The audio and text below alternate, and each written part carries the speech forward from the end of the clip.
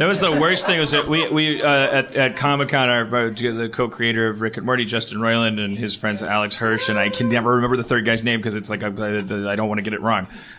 So is this the guy you work with?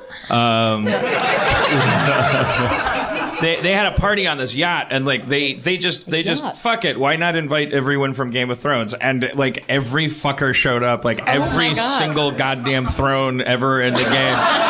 Like they were just I didn't know that was going to happen. This party was on a old like 1929 yacht, like a 3-deck old like so Rockefeller's yacht kind of looking thing from the old days.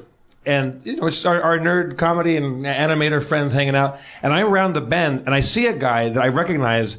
I go, "Oh my God!" And I just put my hand out and he goes, "Hi." And it's Samwell, right? The chubby guy from Game of Thrones that likes books and, you know, protects the baby and kills the White Walker with the thing. And I go, "Oh, shut up." I don't know his name. I'm like, "Oh my God, I love you on the show." He goes, "Thank you, that's really nice." And I turn the corner, I go to the bar, Ramsay Bolton.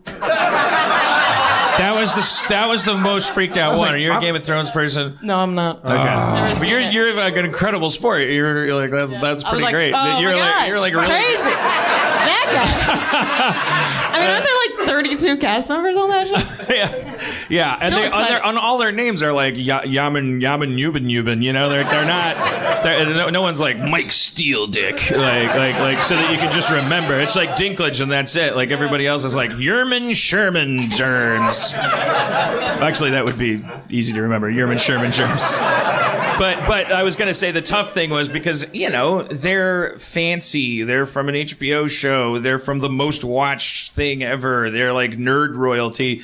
And like, it was just sad, like, because all I wanted to ask was what's it like to be so fucking crazy famous right now, and which is an answer they can either their answer is going to be the weirdest and most distorted, fake humble, and they're going to be the most sick of answering that question. So it's like pointless to ask that, but it's really all I can think of to like I can't. Then what would go you on. want them to be like? You know what, dude? It's fucking crazy. It's a mind blower. Yeah, I don't know. My life has changed forever. Yeah, and it's like, but what would that even mean? Yeah, I'd go like, okay, so yeah, I don't know why. So I don't know why I do that, but I think it's just good when I'm like really into somebody, like I'm a fan of someone. Instead of like trying to interact with them so they actually know who I am, I just like to like get stoned with them or something, like, or you know, get like in an environment where we get a little drunk or something. Great, good. I'm glad we're adults. But it just to like kind of like change reality where it's like, oh, this person that I'm used to seeing talk, I get to see in this like alternate, like, I don't know. That's the only best takeaway I can get from it. Because anytime I've tried to like connect with someone I'm a fan of, never works. Well, there's all that pressure. It's like, oh, how can I fuck this up? Which is something you should never be thinking when you're talking to someone ever. Like, because that's something that. Yeah, imagine you did that when you ordered coffee. You're like, I really hope I hope this person likes me. Yeah. Did I? Okay, well, I just want to finish my one thought, so you don't think that I have to do these weird segues. Because I would hate for you to think that. It's already happening. Oh, yeah. It's already happening. This thing runs like a Swiss clock. That's why they call him Dan Stay on Target Harmon. But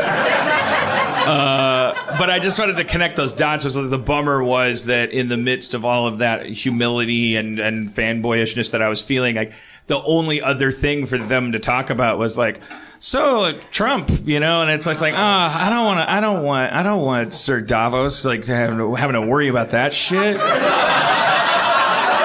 But it is something for him to worry about, because he's got to worry about his fingers. He's got to worry about all sorts. That was the other. He had 10 fingers, and In the show, does he have like all those 9 or something? The crazy thing was they just finished shooting, so they all have the same haircut. Like they all. It's just like but in modern clothes. But they're wearing his J. Crew shirts, but it's like it's like a little bit of products, you know. But except for you probably the show is ubiquitous enough that you.